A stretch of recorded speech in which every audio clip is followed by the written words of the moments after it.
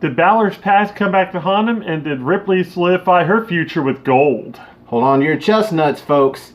This is What's NXT.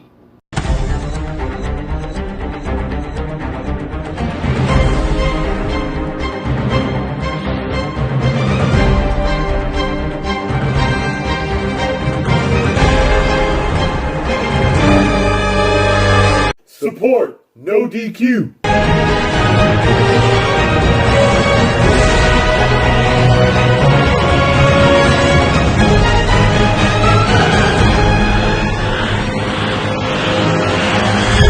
Welcome everybody to What's NXT for December 18th, 2019. I'm your host, the Rated R reviewer, Stefan Osborne, joined as always by the General Jerry Slaughter. Good morning, wrestling fans. And we had two championship matches tonight, the women's and the men's. We start the show off with the men's, we end the show with the women's, and everything in between was fucking fine. It was great. It was a great show all around. Nice little Christmas present for us. Yeah, considering next week is not going to be anything live, probably. Although we do find out we get some shit next week. We get some matches.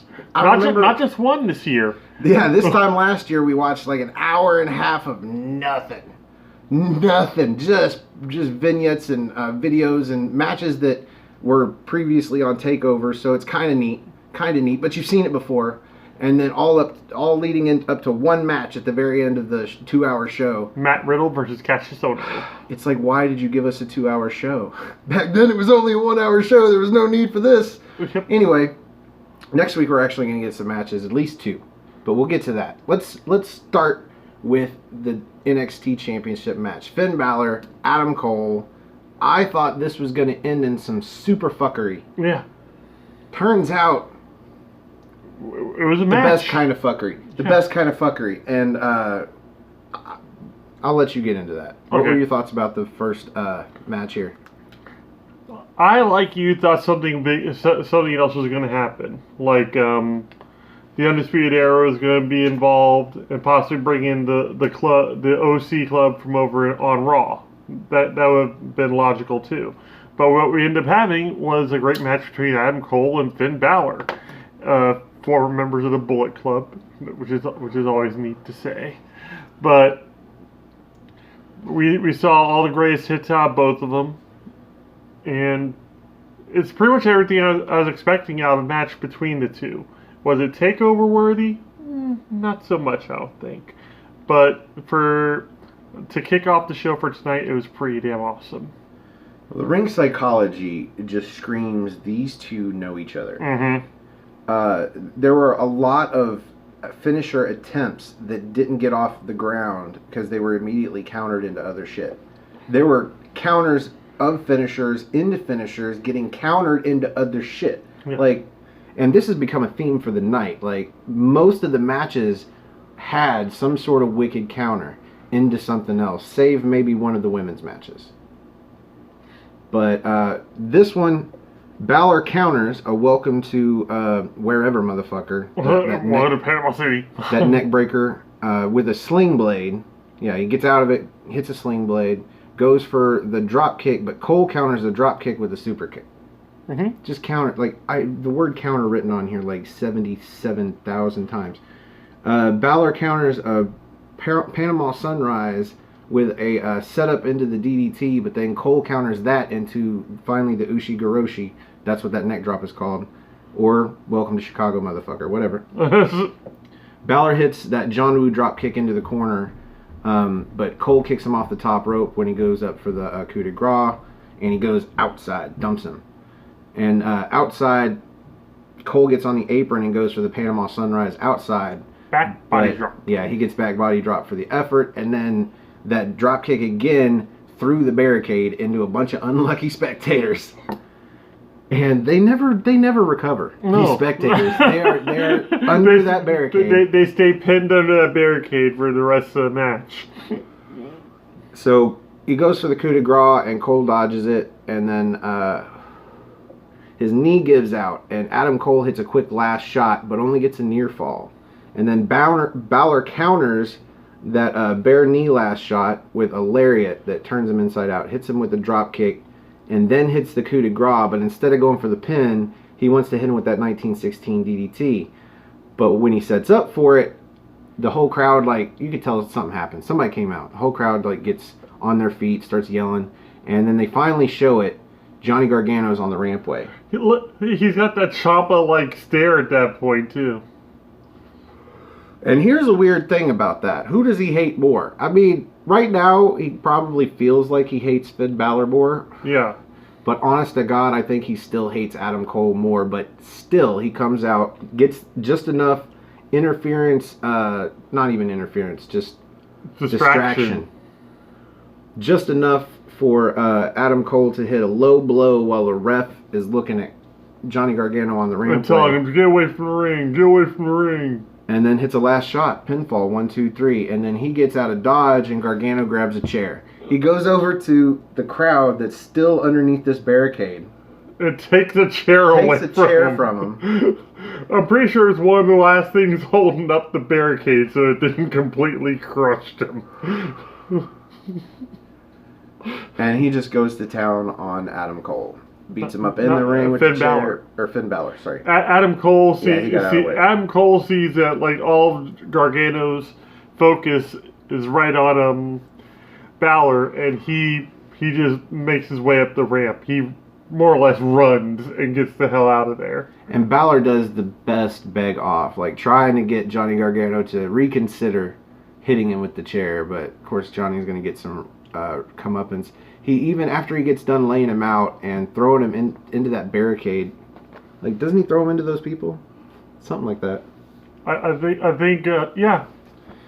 Even after all of that, he stops at the rampway and kind of pets it where his head went into it off of that 1916 DDT that Finn Balor took him out weeks ago with.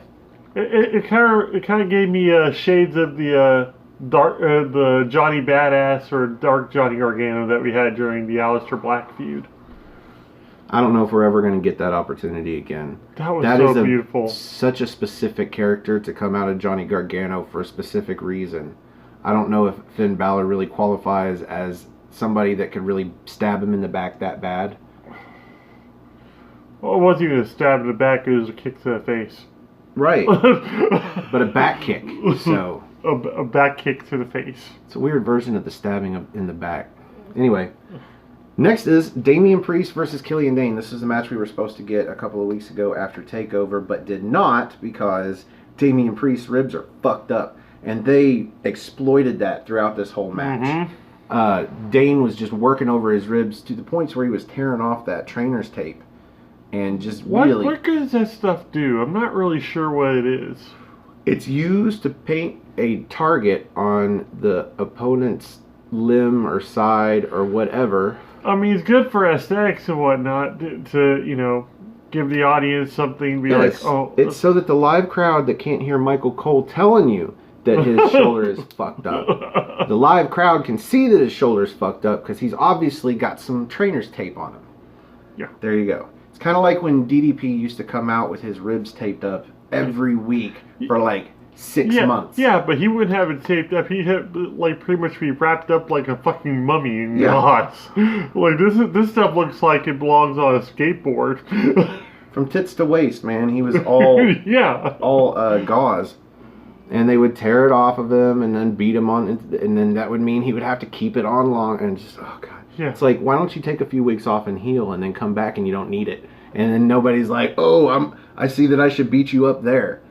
That's exactly what that is. Anyway, this match, however, it went really well. I think it went exactly how it was supposed to go. Maybe that's predictable, but, I mean, Killian Dane had the target on Damian Priest's midsection. Yeah. And he took advantage of it, and that gave him like 90% of this match until, God forbid, he make a mistake or run in and Priest get out of the way in the corner or some shit. Eventually, Priest gets the upper hand just long enough to hit him with his finisher and get the win. Yeah. His finisher, the Reckoning. Yep. Which is that swinging neck breaker. That inverted swinging neck breaker cutter thing. I like the match. I think it's kind of solidifying that they're going to try the kind of a face run with Damian Priest, though. Yeah, looks like it, because the crowd's already kind of behind him, again, because of that entrance. Yeah. Well, because the entrance and the fact that he fought through the injury and took out pretty much Ireland's big monster. Yeah, but like I told you, you had Pete Dunne get the win in the triple threat. You had Dane get the win over Dunne, and now Priest gets the win over Dane. So who really comes out on top here? Certainly not Dunne, who got the triple threat win that got him the title match, because he didn't win the title. Nope. Anyway, but yeah, the story about the midsection was told perfectly throughout the match, in depth enough that he went for a vertical suplex, and even we're sitting here like, you're not gonna hit that. Yeah. Your ribs are too fucked up, man. You're not gonna hit that. But at one point, after 3 attempts, he finally hits that throw. I call it the falling arrow. Yeah.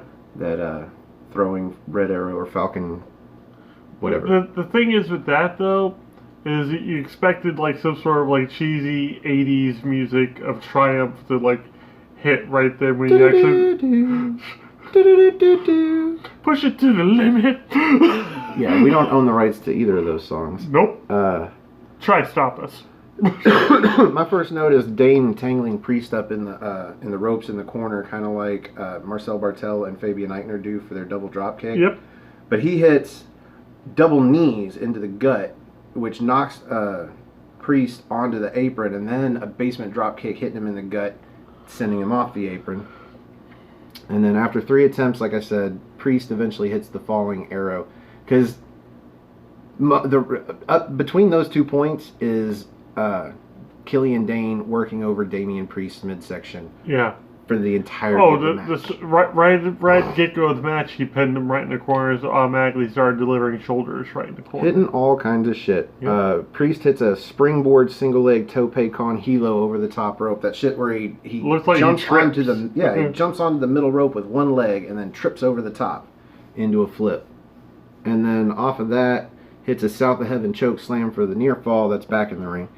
Dane super kicks him in the gut, and then hits we call it an X-Plex powerbomb. I basically think it was a botched powerbomb, because he lifts him up and then kind of lets him go. I don't know if he was supposed to slip through it or what, but he ends up flipping over anyway and landing on his back. So it basically looked like he threw a powerbomb off the way Pete Dunne throws a suplex off. For me, it looked like the laziest jackknife powerbomb ever. He's just like, you'll land where you land, motherfucker. You'll land where you land. Play it as it lies. So coming off of that, he just hits a running elbow drop before he tries the pinfall, gets a near fall. And then he goes up for a Vader bomb after hitting like one of those crossbody senton rolls. Yeah. Or fireman senton rolls. Goes up for the Vader bomb, comes down onto Priest's knees. Priest gets up, and I think he kicks him first. Yeah. He nails with the cyclone or the hurricane kick. And then hits the Reckoning for the pinfall. And there you go. That actually kind of shocked me that he didn't kick out of the Reckoning. I'm not shocked by that. They took the whole match. He didn't even try for the Reckoning once in the entire match. And he hits it there at the end after... Yeah, you counter the finisher, and then you hit your finisher, and there you go. Did you ever play the wrestling video game? If you counter a finisher and hit your finisher, that's an instant 1, 2, 3 if you pin him quick enough. Yeah, sure. A little knowledge for you. After this, we've got an announcement. The Dusty Rhodes Classic is back, and Jerry was surprised that they were going to get the rights to that name. Mm-hmm. And I'm like, why not? What is Cody Rhodes and the Rhodes family seriously going to be like, okay, so you created this prestigious tournament in my dad's legacy with his name, and the champions get a trophy, and it actually kind of means something. But we want it back. We want his name back. You don't get to do this anymore. Like, I don't think that would ever go down. Like, Cody Rhodes is too much of a gentleman. Yeah. What I think is going to be really interesting, though, is I think they're going to try and incorporate some of the NXT UK tag teams as well. So if they do that, that's going to be pretty crazy. Yeah, we're going to get the teams announced in 2 weeks' time on the New Year's Day episode, which I don't know what all we're going to get there. Will that be live? I wonder. I mean, it is just New Year's Day. And then they'll have the rest of the week off. Yeah. I don't know. Come in drunk and wrestle. Or come in hungover and wrestle. So, Cameron Grimes versus Kushida. Yes. This match has been in the works. Well, we got to see it once. Yeah. Kushida won fair and square, basically, even though Grimes came out and basically insta-finisher, what's his name? Raul Mendoza. There you go. Mendoza on his way out in order to usurp the match. Basically, this is the official match, because last time was just like, okay, he's ready to wrestle, you're ready to wrestle, let's do this. Man, we saw all kinds of shit in this match. Yeah. It wasn't like fun bell to bell, but when it was fun, it was like, oh yeah, oh that was all right, oh yeah. And I've got a few notes. I'm still not high on Kushida. I'm not, but Cameron Grimes and Kushida, yeah, is all right, and I like Kushida's look with Cameron Grimes' hat on. I don't like that short top hat that Cameron Grimes wears on him. Yeah. Like, I just don't. I guess I don't get it. But on Kushida, with it looks like cool. It worked. Yeah, I don't know why. He looks good in that short hat. I think it's my love of all things steampunk. But I think it's because it fits him different. Like his head's smaller, so it goes all the way down. Yeah. Gives him a weird shadow look on his. I don't know. I just think he looks better in that hat than Grimes does. Needless to say, when Grimes gets the pinfall, he takes his hat back. Oh yeah. Oh, that's the big note about this match. The fact that Cameron Grimes won, and Mauro Ranallo is saying like this is probably the biggest win of Cameron Grimes' career, which even as Trevor Lee and whatnot, Kushida, yeah, he was really big in IWGP. Well, name a bigger win though. Is there a bigger win that he's had? Not since he's been there. No. Yeah, I don't think so. But so this is definitely his biggest win since he's been in NXT. At the very least, it's a semi-long-term storyline. It was like 3 or 4 weeks. Because Kushida became like the golden boy after Matt Riddle. So the fact that Cameron Grimes just took him out, that means something right there. I'm not sure if he's actually in weight contention for the Cruiserweight belt, but I wouldn't be surprised to see him versus Angel Garza. Well, Grimes is a student of Matt Hardy, and it really I saw a move. I don't know if I've seen it out of him before, but it's certainly coming out of it being a reversal in this manner. Yeah. I think Kushida was trying to go for like a version of the surfboard while on Cameron Grimes' shoulder, and he swung him over into that. It's a side effect. It's a swinging, or it's a tilt-a-whirl swinging side effect. Because he lands it, what makes that side slam a side effect is the way that Matt Hardy lands it. Yeah. Elbow to the gut, but Matt Hardy lands on his back, throwing his legs out forward. That's what we're seeing, and I dig it. It's one of those little things. It's something that we've already established, is the fact that Cameron Grimes shows us something new in each match that he's in. And something that we enjoy that's not new, like the backflip into the deadlift German. Good grief. It is completely unnecessary. It's like he suddenly finds himself set up for the German, but dude's like right back there. So instead of like spinning around or just scooting back a little bit, he does a backflip onto their back. Completely unnecessary, but awesome. Yep. And then deadlift German into the bridge pinfall. He's what they refer to now as extra. Well, he got a near fall out of it. Let's see. Kushida hits that handspring heel kick to Grimes, who's on the apron, gets knocked off, and then does a senton to the outside. But I think he fucks himself up doing this. Yeah, he does. They get back in the ring. He does a handspring double heel kick to Grimes, who is sitting up on the top corner. And then a super victory roll slam off the top rope. So he sets him up like he's going to hit a Frankensteiner, but instead he spins around in mid-jump, hooks his legs under his armpits, and does a victory roll, but a super slam off of the middle rope for a near fall, and I'm pretty sure he got a pinfall. Yeah, he did. Like the ref would have hit 3 before It took forever for that ref's hand to come back down. Yeah, the shoulder was down for a 3 count. The ref just didn't count it, and it was a near fall. Well, probably Cameron Grimes at that point was still like, man, I hope that looked good.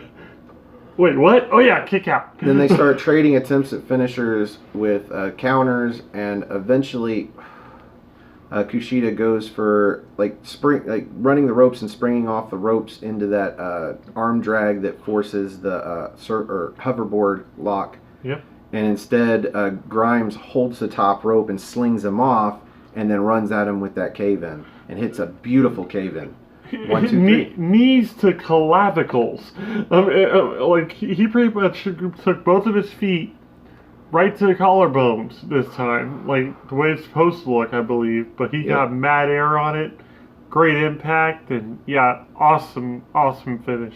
Yep, and he takes his hat back, and he heads home. After this, we get a video package for Io Shirai. What I find interesting is we haven't had a lot of promos on this show. In fact, I don't think we get like one interview. No. We did get one interview, I know. But this, you think, okay, so Io Shirai, so we'll see her in a match next week. No. They're basically playing this so that after the commercial you can watch her in a match. And I'm like, somebody called in sick. Yeah. The way they're doing there is hardly any promos, and there's nothing hyping up anything except for this one spot that's hyping up the women's mid-card match right before the match. Somebody called in sick. It's just weird. I think the craziest thing is the fact that like the 2 main events we actually got, you didn't have to have those. You just had to have them being shown in the back, getting ready for the show. You know what happened though? It stole your hype. Yeah. Because they played this video package, and it had the music from her entrance and spots from her Titantron during her entrance, and Jerry got hyped. He was like, oh yeah, and then, so now when we come back from commercial break, and she actually has an entrance, it's like, I just saw it. Yeah.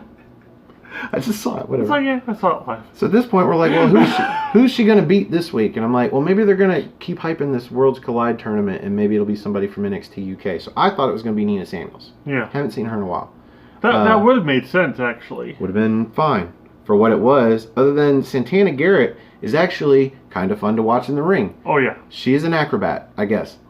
She does this one spot where she rolls back and then rolls forward, sort of like a kip up, but more like a flip into a forearm. And she probably would have won too, but unfortunately, she wore a cape. Yeah, she wears a cape to the ring, and the first words out of my mouth as soon as she hits the ring was, no capes! No capes! No capes. No capes.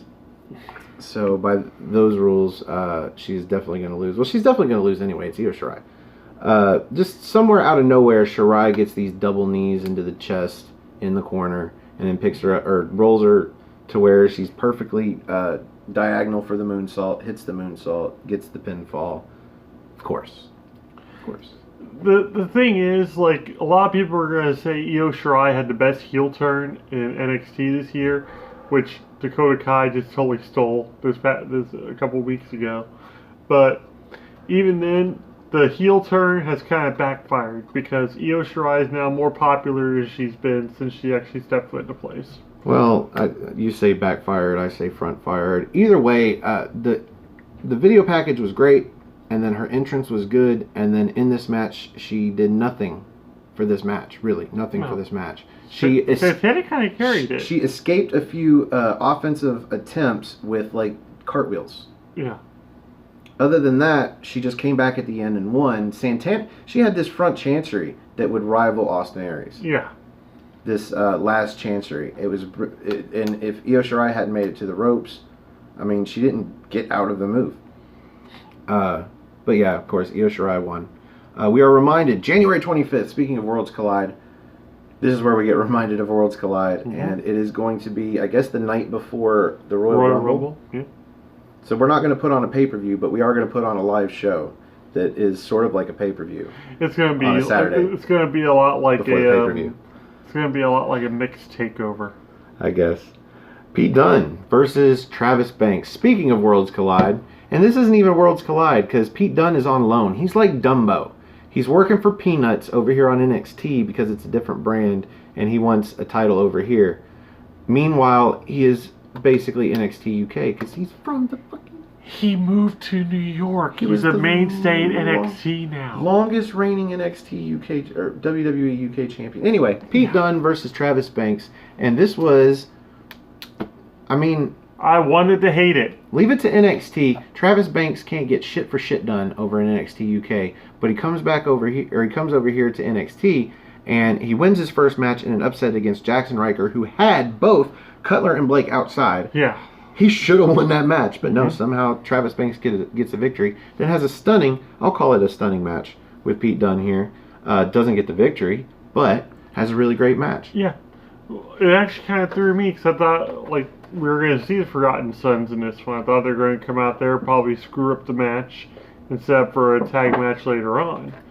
But we didn't get that. Or maybe that's what we'll get for the Dusty Rhodes Classic. Maybe Dunn and Banks will be put as a team together. Maybe.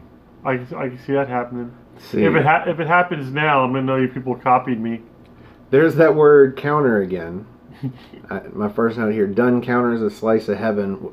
Okay, Jerry loved this because I missed it the first time. So Banks goes for that slice of heaven where he comes off of the corner, off the middle rope, and does Trouble in Paradise essentially. Yeah. And Dunn sees him setting up for it and gives that shrug and then just knocks him out of the air midair. It's like, what the hell are you doing?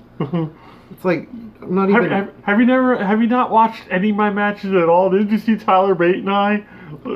Picks him up, hits an X-Plex, gets a near fall. Banks counters a bitter end with a DDT, but then goes for the slice of heaven, and Dunn counters, snatching him up and puts him in a bow and arrow with the legs, and then stomps his face into the mat. And then Banks counters another bitter end into a Kiwi Crusher, gets a near fall, but then he's up on the top rope, or Dunn's up on the top rope, and he hits an avalanche X-Plex.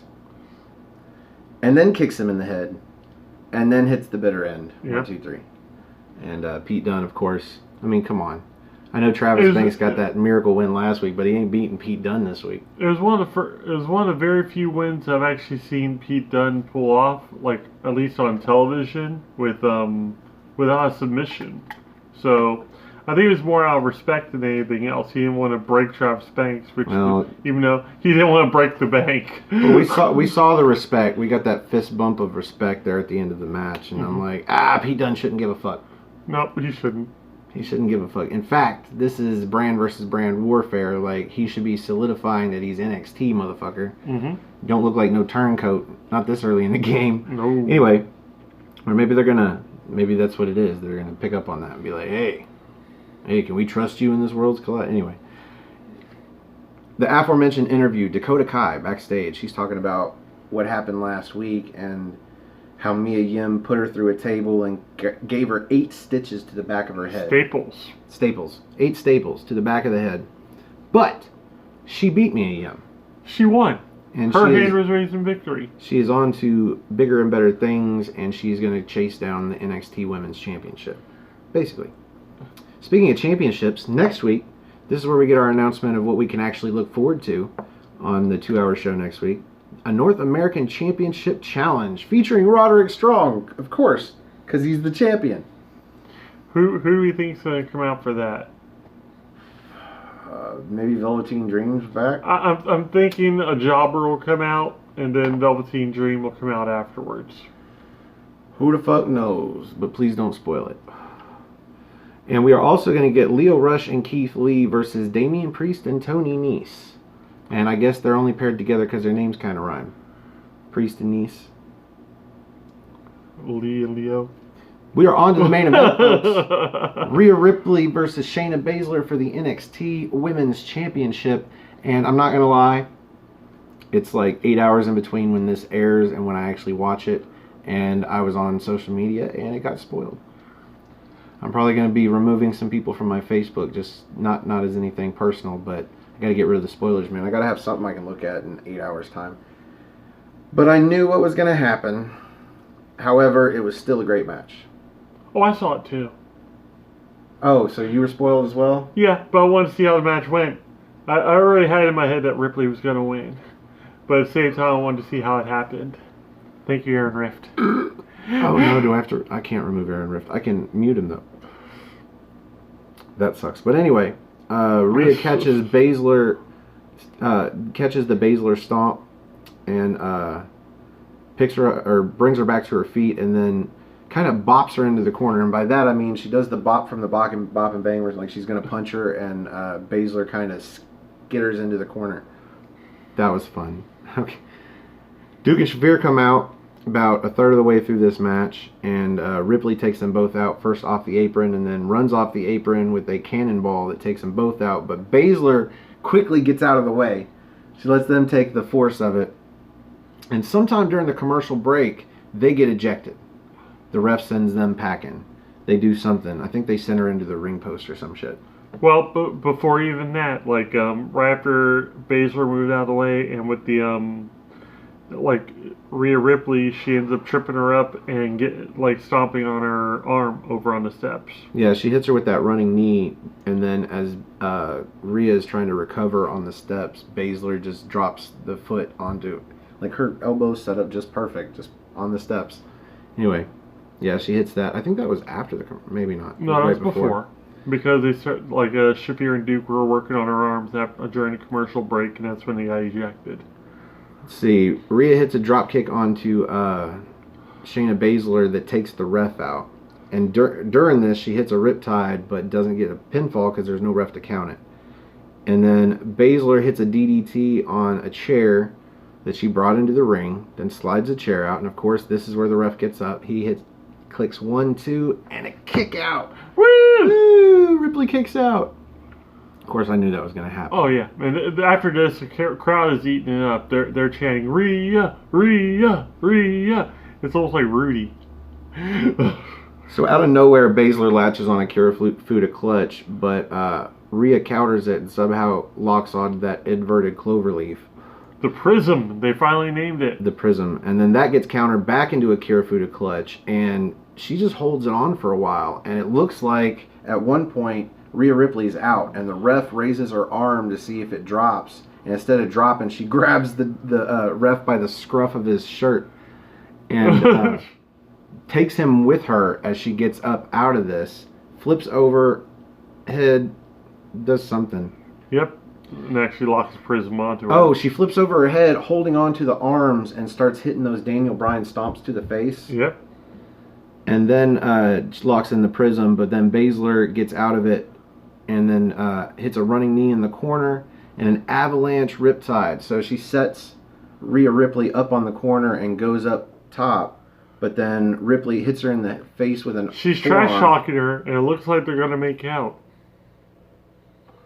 Kind of did. I was hoping for that. Kind of kiss of death kind of thing. Rhea Ripley hits her in the face with a forearm and sets her up perfectly for her just to grab her arm right here, and she does the flip first and holds her up for a second and then drops her like with the a avalanche. wee baby. Avalanche Riptide, 1, 2, 3. We have a new NXT Women's Champion, and the entire fucking locker room empties. Yeah. The ring is completely full of people. We see Candice LeRae. We see Bugenhagen. Yeah. The Boogs is still there. Lots of fans in the ring, too. Can't wait till we get to actually see him on TV. I feel like if they hadn't gone live, if they hadn't become like a live show, we might have seen Bugenhagen by now. Yeah. Sad. Sad. Anyway, that's how the show goes off the air. Rhea Ripley holding up the championship. They failed to mention, which I think she'll start talking about it like soon, is the fact that she's the first woman to ever hold the Both titles. NXT UK women's title and the NXT women's title. So does that kind of make her Rhea Tube Time as well, or is she? Not 2-time, but definitely, let's say, what do you call it? Like a pop fly. Like, what do you call it when you get 2 runners on it? I don't know. Anyway. That brings us to the end of the main event, I guess. Yeah. And here on What's NXT, we like to rate the main event using the General's 5-star rating system. And Jerry, out of 5 stars, where do you rate this main event? Seriously, 5. 5? Like pretty much, I'd probably give it 4 3/4, but off the back of a good show, it'd still automatically be a 5. But like, you have to take into consideration everything that went down in this match. There was a great build for it. Like from the get-go, we've been wanting Shayna versus Rhea, and we finally get it, and it was a terrific match. There was like the arm being worked over the entire time. There was interference from Duke and Shafir, but they got kicked out. There's like moments where, yeah, you knew that Shayna had her like pretty much locked down and ready to submit and everything, but you actually were on the edge of your seat, kind of like, okay, this isn't cool. Get up. Get up already. Like, but don't pass out. It's like don't pass out. No. The crowd was eating it up. Everything about this match was beautifully choreographed. I didn't see any botches whatsoever in the entire match. I don't think so. No. And that's something you can't really say anymore about the main brand. At all. Seriously. That Tails, Eyes, and Shares match that they had for a main event at the TLC event, that was horrible. I actually sat and watched it. And it was gross. But this match totally, like, I won't say it redeemed the women's division, but solidified the fact that the NXT women's division is way, way better than anything you're getting at WWE. Yeah, they definitely have a better women's roster than any of the other brands, Raw, SmackDown, or NXT UK. Yeah. Certainly better than 205 Live. But yeah, this match was gratifying. I knew who the winner was, didn't really care. It was all about, it's not about the destination. It's about the journey. And unlike the main event at TLC, they didn't overshadow the win at the end with some male storyline bullshit. Yeah. It was her in the ring, not only her in the ring, it was her moment and the fans' moment and the roster's moment. They said fans were in the ring, and I think there were some kids in there, but there was everybody was in the ring. It was pretty much like one of those dark clouds had been lifted, like the end of an old, Knight's Tale or whatnot. The curse had been lifted. There is no more Shayna Baszler. Like, her reign of terror is over, and she'll probably go up and beat the living shit out of Becky Lynch. She's probably on her way to the Women's Royal Rumble. Yep. And that's all I got to say about that. Other than rating it, I still get to rate it. I'm going to. It was great, but I don't agree with a 4 3/4.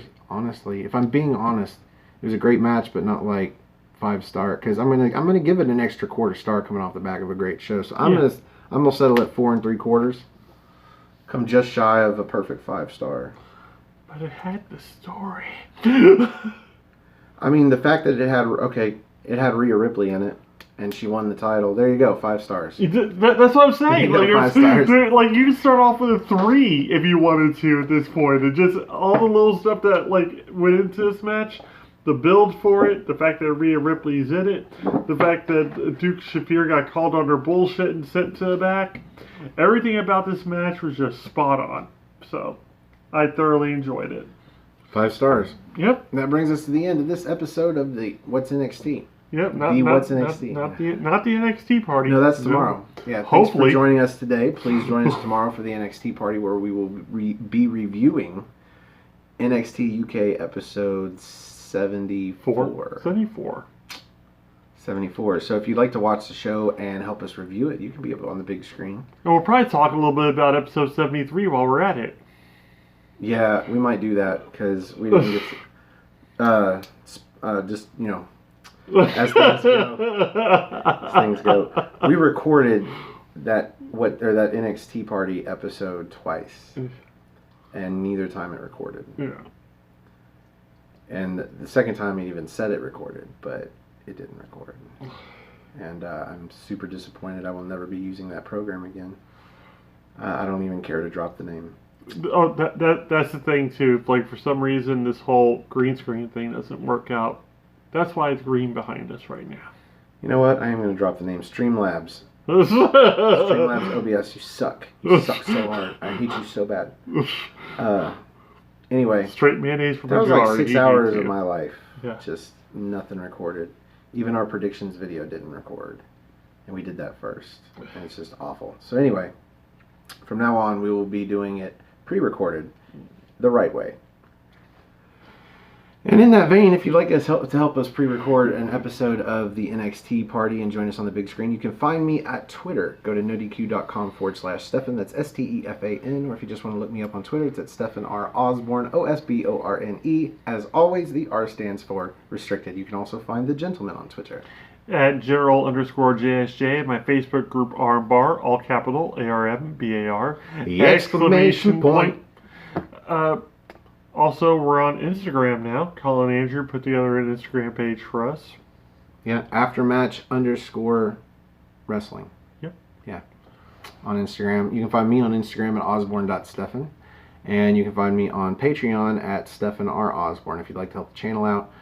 If you don't want to do that, though, and you have just like 30 seconds or a minute, you can help the channel. Subscribe over there. Yep. like the video if you want to like the video. If you like our video, like it. Mm-hmm. If you like all our videos, subscribe. Mm-hmm. And if you'd like to help our channel grow, just click the share button. Send it to Facebook or Twitter or Instagram or whatever you use for your social media. So, smoke signals, snail mail, whatever. Just spread the word. As we always say, if you have friends that like to watch wrestling, maybe they'll like to watch us bullshit about wrestling. Mm-hmm. In the meantime, for the General Jerry Slaughter, I am the Wizard of No DQ, Stefan Osborne. Thank you for joining us, and we will see you NXT time.